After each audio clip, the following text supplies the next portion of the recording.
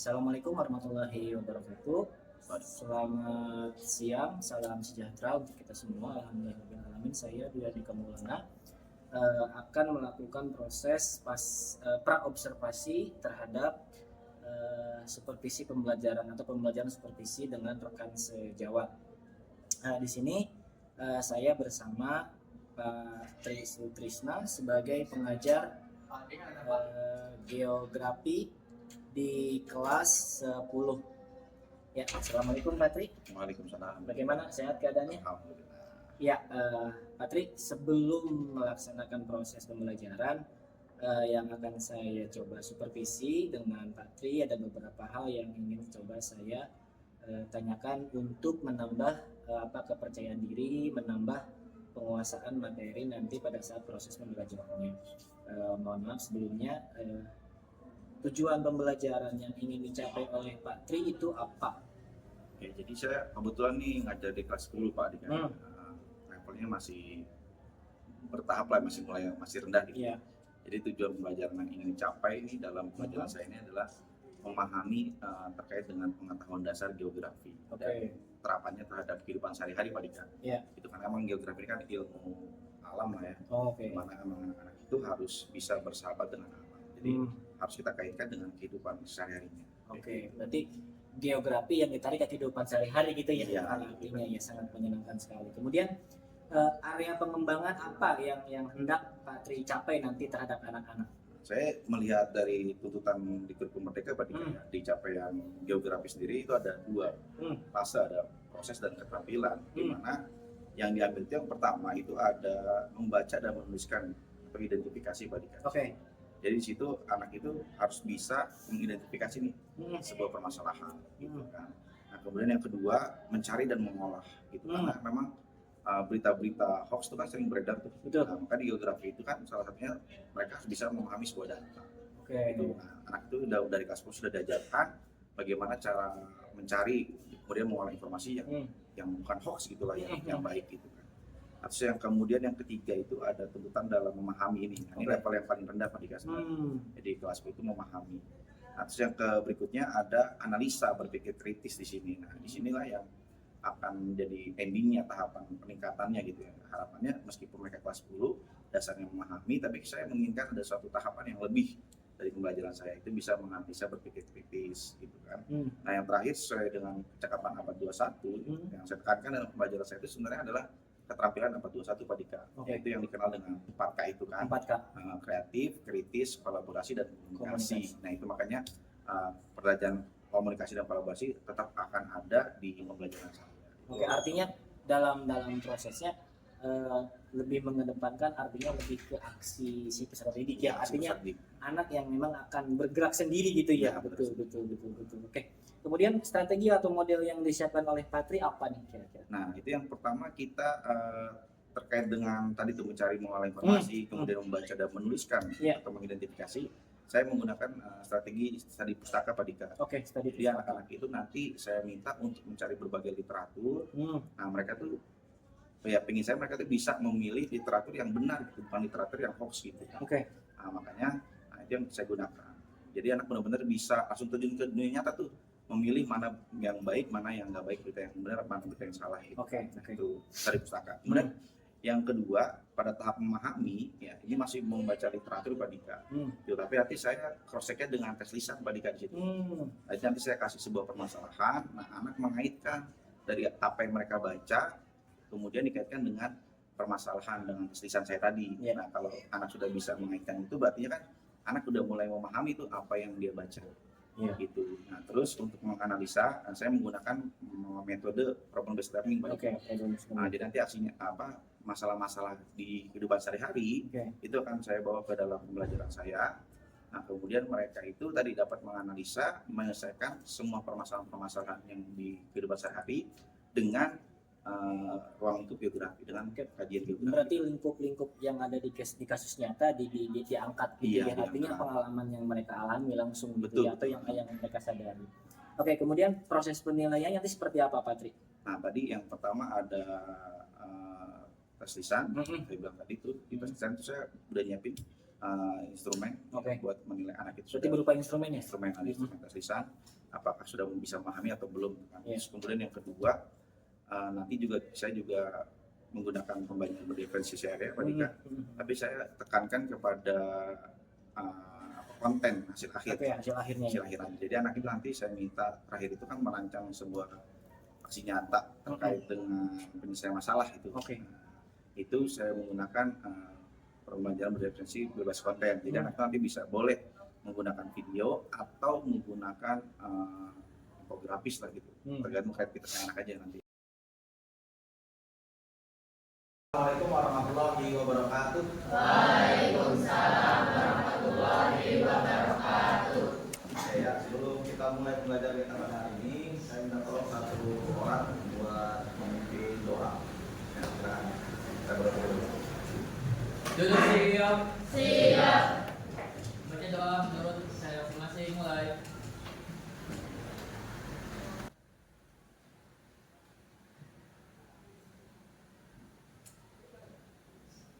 Selesai beri salam. Assalamualaikum warahmatullahi wabarakatuh. Waalaikumsalam warahmatullahi wabarakatuh. Oke, saya dulu ya.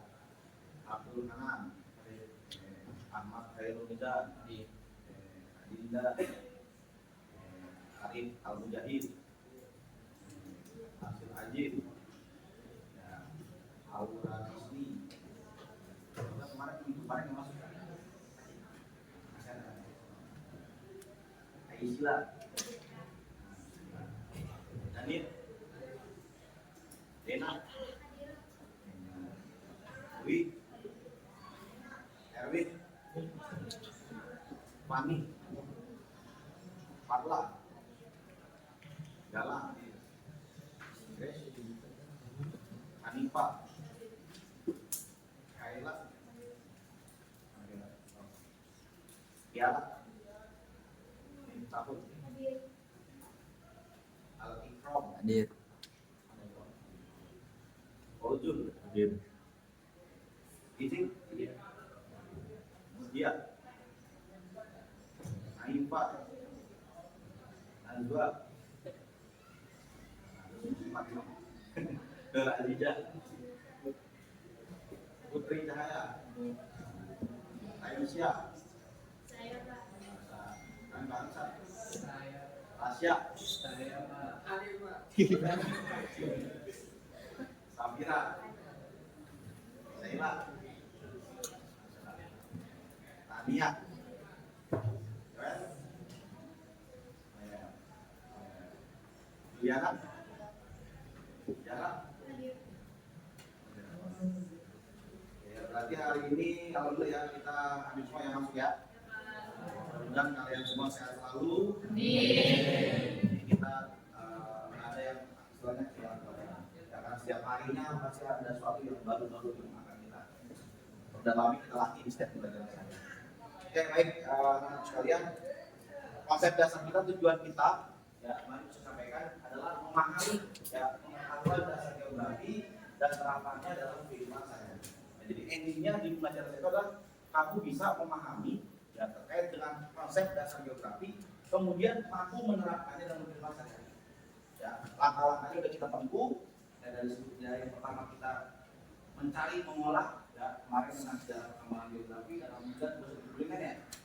Oke, kemudian membaca dan menuliskan juga sudah. Nah, pertemuan kemarin ya kita sampai di tahap memahami. Ya, kemarin kalian saya berikan tugas, saya kasih poin-poin ya terkait dengan ruang lingkup geografi. Di situ ada apa aja kemarin? Aspek, terus, terus. Ya, jadi di dalam ruang lingkup geografi itu ada 5 poin penting ya yang perlu kalian pahami. Ya, baik itu aspek, objek, konsep, prinsip, dan pendekatan geografi. Ya, 5 hal itu bukan cuma sudah dituliskan. Ya, beda dengan materi sebelumnya. Kalau sebelumnya emang level kalian adalah membaca dan menuliskan. Tapi pada hari ini kompetensi kalian harus meningkat. Ya, jadi memahami. Dari apa yang kalian tuliskan, saya berharap, ya Bapak berharap kalian bisa memahami, bukan cuma sekedar tulis tuh. Ya, tapi kalian pahami. Ya. Dan insya Allah hari ini kita akan cross check, ya. Kita masuk ke level menganalisis atau berpikir kritis. Nah, metode yang kita gunakan pada hari ini adalah metode problem based learning. Ya, jadi pembelajaran berbasis masalah. Ya, nanti saya akan kasih masalah yang banyak pokoknya. Ya, ada masalah banyak. Pokoknya kalau kamu mau cerdas, mau pintar harus banyak masalah. Ya, sesuai dengan kesepakatan kita kemarin kan. Ya, kita sepakat ya kemarin kalau kita mau dewasa, kita harus banyak masalah. Ya, kalau kita nggak banyak masalah, akhirnya otak kita nggak terbiasa untuk berpikir. Nah, untuk menyelesaikan sebuah masalah itu butuh ilmu. Ya, jadi jangan sampai kalian itu menyelesaikan masalah itu berdasarkan perasaan aja, jangan. Ya, tapi harus ada dasar teorinya. Agar apa? Agar supaya ketika kita menyelesaikan masalah, kemungkinannya kecil, kemungkinan kesalahannya kecil. Ya, kalau ada dasar teorinya. Itu bedanya orang ilmiah dengan orang non ilmiah. Ya, kalau orang ini itu menyelesaikan masalah dengan sebuah teori. Ya, harapannya apa? Agar kemungkinan kesalahannya kecil. Tapi kalau orang non ilmiah menyelesaikan sebuah masalah itu tanpa teori. Oke, anak sekalian, jadi hari ini tugas kita adalah menganalisa ya terkait permasalahan-permasalahan di dunia nyata ya, untuk kita selesaikan dengan prinsip ilmu geografi.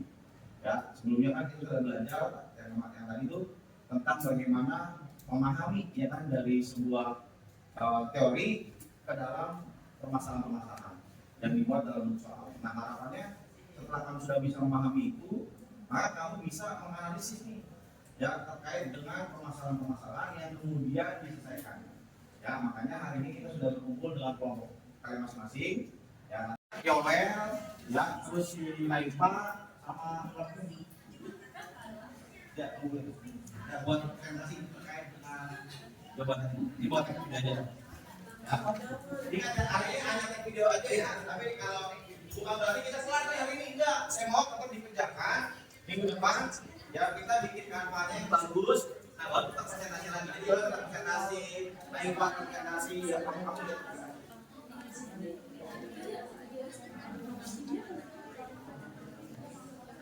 Maaf ya.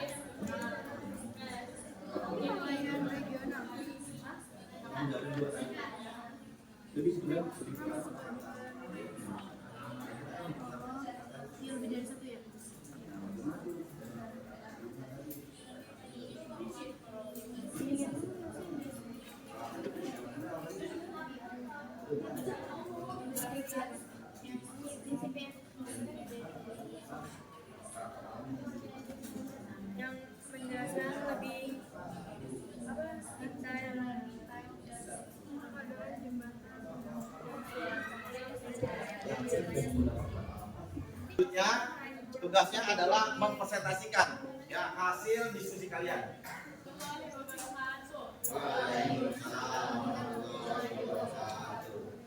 Jadi saya Naifa Ismail Maulida dari kelompok 4 kemudian dari sini akan mempresentasikan kesimpulan kelompok saya, yaitu yang membahas kenaikan air laut akibat melarutnya es di kutub. Di sini kita sudah menarik 3 poin yang ada. Pertama ada konsep, kita menyimpulkan konsep kenaikan air masalah kenaikan air laut akibat melarutnya es di kutub termasuk dalam konsep morfologi karena mencairnya es di kutub menyebabkan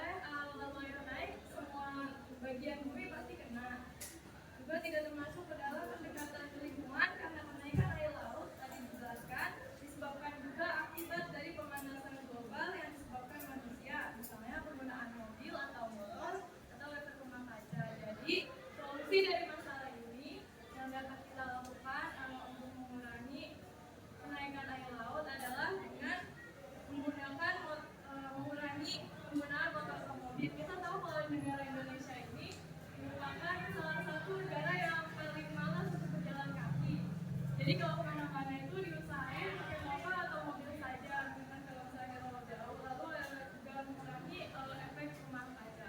Sekian yang dapat saya sampaikan, semua dari kelompok kami. Kurang mohon maaf. Assalamualaikum warahmatullahi wabarakatuh. Oke, alhamdulillah ya kita sudah menyelesaikan tugas kita dan banyak sekali pendapat pandangan yang kalian dapatkan. Memang itu harapannya ya, harapannya dengan materi geografi ini, khususnya di akhir geografi ini, besok nanti suatu saat nanti yang kalian itu bekerja di pemerintah atau apapun itu, yang dalam menyelesaikan sebuah masalah bukan cuma coba-coba gitu ya, tapi harus ada dasar ilmunya sehingga masalah itu dapat terselesaikan dengan baik kayak gitu. Ya, jadi sekali lagi jangan coba-coba dalam menyelesaikan sebuah masalah. Ya, makanya itu kenapa tujuannya kita harus belajar ya agar kita baik mengetahui hal-hal yang tadi buat kebaikan di dunia nyatanya. Ya, mungkin itu dari saya terkait dengan materi ini. Sebelum kita tutup, saya pengen mendengarkan refleksi ya atau manfaat dari pembelajaran kita pada hari ini. Ya, silakan kalau menyampaikan manfaat. Ya, ini silakan ini. Untuk refleksi kita pada pembelajaran kita kali ini, kita bisa lebih paham dengan konsep, prinsip, dan juga ketepatan pada pembelajaran geografi, sehingga kita bisa memiliki ilmu baru dalam untuk diri kita sendiri. Oke, terima kasih Pak. Ternyata tersampaikan materi hari ini ya. Jadi memang tujuan utamanya adalah dengan belajar hari ini kita dapat menyelesaikan masalah-masalah yang terjadi di dunia nyata, di muka bumi ini. Ya, karena itu bukan cuma tanggung jawab pemerintah, tapi itu tanggung jawab kita bersama. Ya, mungkin itu dari saya. Terima kasih. Kurang lebih saya mohon maaf. Wassalamualaikum warahmatullahi wabarakatuh.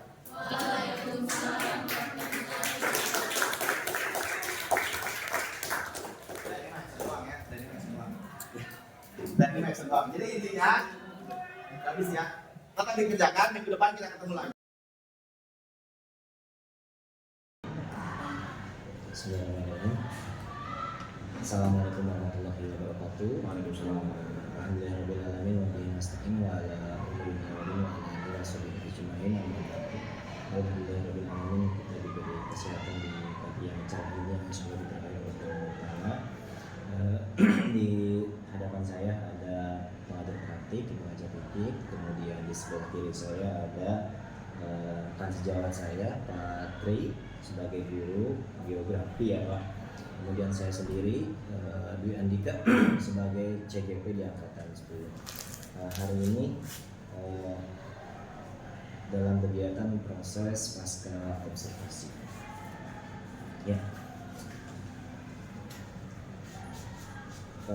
Patrik, gimana nih perasaannya setelah kemarin kita melaksanakan observasi bersama dengan saya di Kota? Gimana perasaannya?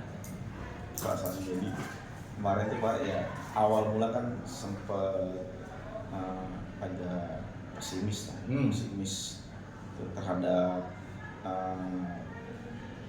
metode yang saya pilih gitu. Karena metode yang saya pilih adalah problem based learning. Terlebih diterapkan di kelas 10 yang notabene kemampuannya masih terbawa sifat-sifat di SMP-nya gitu. Pertama sih awal mula sih pesimis. Tapi setelah kemarin sebelum kita observasikan, kita udah juga ngobrol sama Pak Dika kan, sebelum observasi. Nah, alhamdulillah akhirnya muncul tuh sebuah keyakinan yang disampaikan Pak Dika gitu. Ya kita harus optimis gitu kan dan yakin. Akhirnya saya yakin dan mencoba menerapkan. Ya alhamdulillah sih sekitar 80% lah menurut saya berjalan dengan baik gitu kan terkait dengan problem study. Memang ada sih beberapa kendala Pak. Misalnya ada beberapa kendala di setiap kelompok karena memang dalam pemilihan kelompok itu kemarin saya berdasarkan itu udah berupaya Pak Dika udah berupaya untuk meminimalisir masalah ya. Jadi di setiap kelompok itu saya pilih harus ada anggota yang ikut OSIS, harus ada pokoknya pramuka sama paskibra. Kenapa saya pilih ketiga organisasi itu? Karena menurut saya itu mereka itu organisasi yang mengajarkan sebuah manajemen, gitu, sebuah sistem. Gitu. Karena saya berharap dengan adanya orang-orang itu di setiap kelompok, kelompok itu berjalan. Itu tuh cara saya minimalisir. Tapi ternyata ya mungkin ya sekali lagi kan nggak semua anak-anak Indonesia itu semua kan Pak Dika ya. Iya, betul. Akhirnya ya itu kan Pak Dika ada yang nggak jalan gitu kan ya. Jadi saya juga tapi ya tetap bersyukur sih Pak Dika gitu. Meskipun ya tadi harapannya kan saya pengen semua kelompok kita berjalan dengan baik gitu kan. Itu paling Pak Dika yang menjadi perasaan saya saat melakukan ini. Berarti lebih ke apa ya? Lebih ke perasaannya mungkin Patri ngerasa bisa nggak ya? Iya, bisa. Tapi ternyata Patri secara apa yang Mbak bilang saya bisa sih, bagus luar biasa. Terus Patri biasanya kalau menghadapi hal demikian Patri seperti apa? Saat kemarin Pak Dika ketika saya melaksanakan observasi, saya pantau nih ada beberapa kelompok yang jalan. Jadi setelah kita bagi kelompok kemarin kan ya saya kunjungan satu-satu kan itu kelompok itu saya buat memastikan aja apakah tujuan yang saya sampaikan dan pelajaran itu tersampaikan sama anak gitu kan. Kadang kan anak bahasa kita dengan bahasa anak kadang berbeda gitu kan. Makanya saya cross check satu persatu Pak Dika untuk ke setiap kelompok tuh. Ya saya lihat kemarin Patri mencoba mengunjungi tiap-tiap kelompok yang berdiskusi ya. Iya, saya itu betul salah satunya tuh saya pengen mastiin aja itu apakah tersampaikan. Nah setelah saya kunjungi satu persatu ternyata memang ada kelompok ya yang tidak memahami itu. Nah itu ya mau ngomong saya akhirnya secara intensif ya agak memberikan waktu lebih banyak lah kepada kelompok yang itu yang tidak memahami tadi gitu kan. Bahkan sampai kepada langkah-langkah lagi gitu saya benar-benar urut lah gitu. Jadi ya pendampingan yang lebih mendalam sih Pak Dika itu waktu saya mengalami kendala itu memang luar biasa tuh ya, artinya keras juga sih ya, artinya kita benar-benar mendampingi gitu kan. Berkata sampai ya tadi nggak ada waktu setelah narik napas gitu akhirnya sibuk di kelasnya gitu kan. Tapi asik Pak Dika, asik. Saya melihat memang Patri lebih apa ya, intent di beberapa kelompok ya. Kemudian yang apa ya namanya, yang Patri merasa bahwa ini bisa menjadi solusi apa tuh? menjadi apa ya, menjadi obat dari pesimis tadi Patri. Selain tadi memang ada penampilan yang gitu yang misalnya dan kira-kira apa lagi yang mungkin Patri terpikirkan? Menurut saya memang yang pertama sih kita perlu banget ya benar-benar ya tadi asesmen diagnosis itu perlu banget pada ternyata, dan itu harus benar-benar kita evaluasi, kita refleksi lagi kan kekurangannya di mana agar apa, agar kita tuh benar-benar bisa menggali potensi anak-anak gitu kan gitu tuh.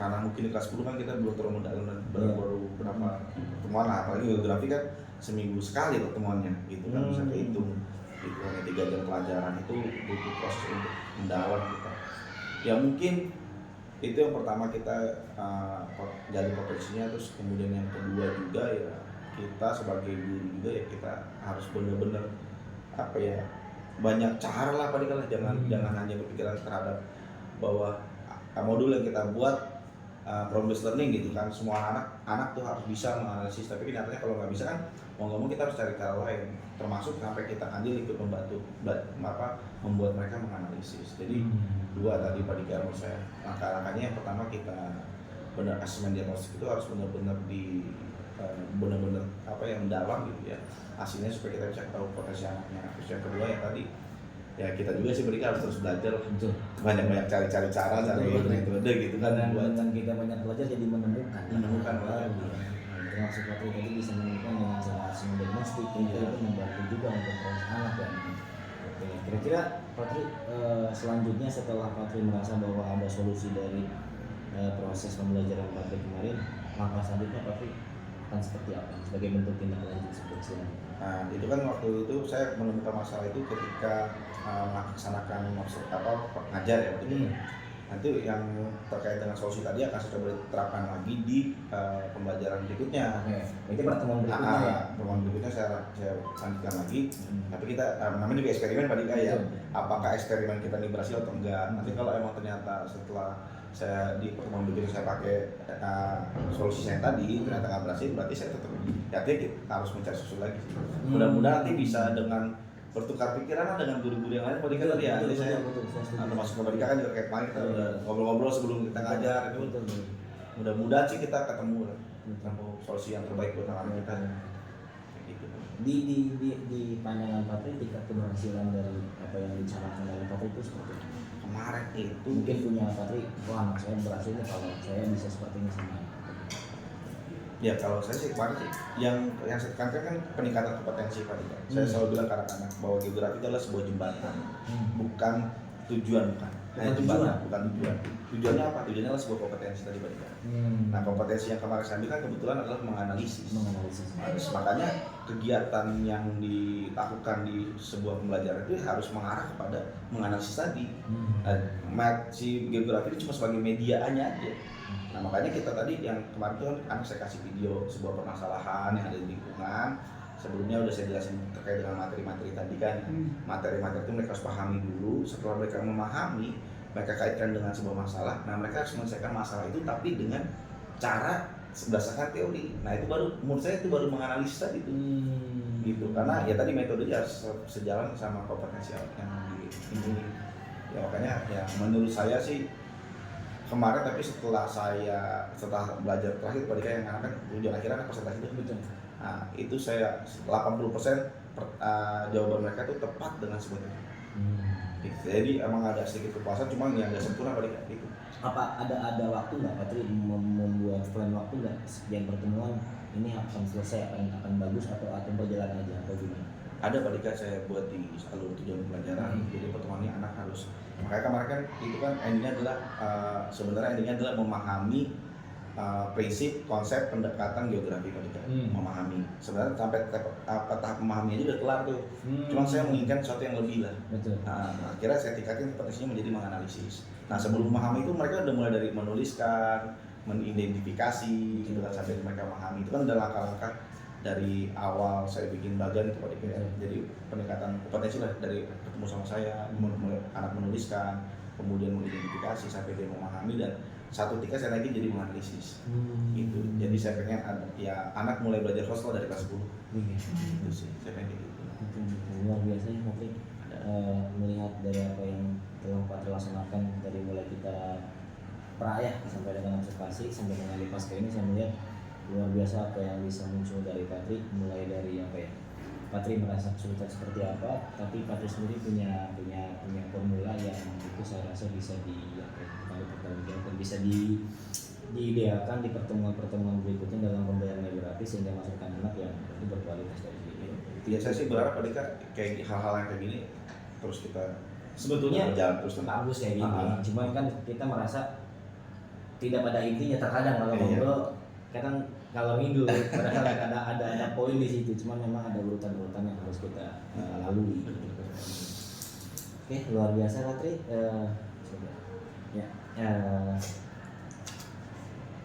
Ya, jadi